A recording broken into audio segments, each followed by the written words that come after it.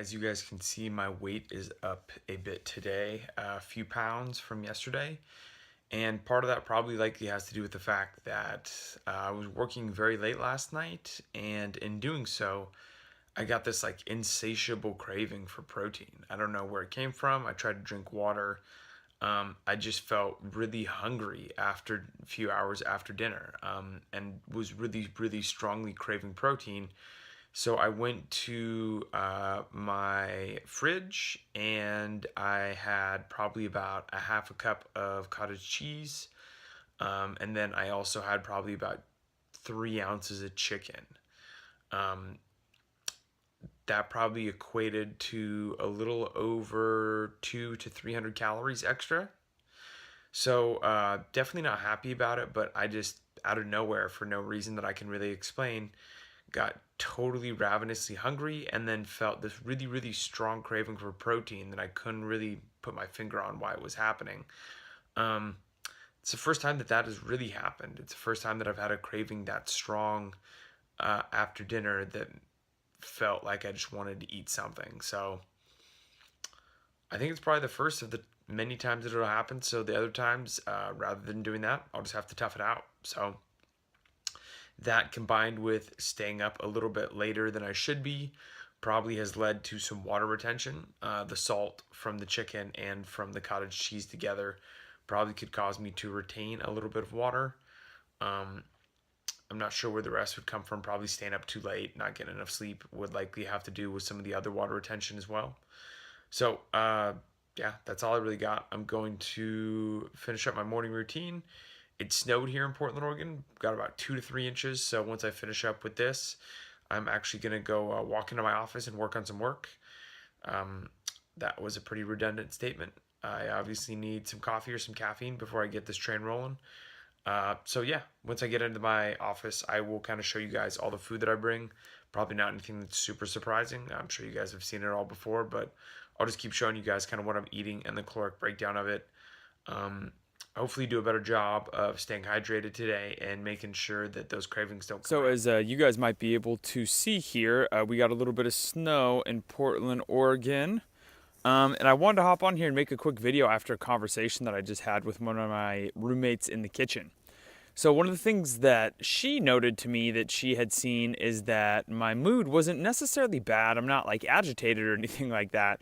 But she mentioned that I just seemed less joyful about things. She noticed that I spend a lot more time cooking, which I have to do to be able to make sure that I try to hit the calorie goals. I just have to be really well prepared, so I have to spend a lot more time in the kitchen cooking. And she mentioned that I don't seem like I get as much joy out of things. I don't crack as many jokes. And she actually noted that this started to happen a few days after I started this whole diet experiment. And I thought that that would be an interesting thing to get on here and to talk about, because I do feel like there have been dips in my mood. I don't feel like I have felt my absolute best. I'm not performing. I'm not showing up at my absolute best. And I think it partially has to do with the extreme drop in calories. I just don't feel like I'm getting enough food, and I'm ending up a little bit hungry and probably operating at a suboptimal level. But I'm staying committed. I'm going to be doing this up until I go to Chicago on the 23rd to go visit my family. I've been able to see both of my brothers for Christmas in probably like 5 or 10 years. And so I just want to fully enjoy that time with my family. So on the 23rd is when I'm going to be cutting this off. I'm going to do some kind of wrap up blog post or wrap up video blog about everything that I learned. And then I'm going to start talking about how to diet yourself back out of a crash diet and how to do that sustainably to try to mitigate damage and to try to do it in a healthy way. So as you can see, I'm still mid-transit here on my way to my office in Southeast Portland. Once I get there, I will give you guys a rundown of my basic food for the day. Alrighty, so this is what I am bringing for my food today. So right here, we have another egg white scramble with about 100 grams of delicata squash, 100 grams of zucchini, and then about 45 grams of mushrooms, all scrambled together. And then there is about it's about 15 tablespoons of egg whites in there. So that is about 215 calories. And then right over here, we have another salad that's as big as my head, as you can see. There's spinach, there are mushrooms, carrots, sugar snap peas, and then about 4 ounces of chicken, and it's topped with salsa and a green dragon sauce.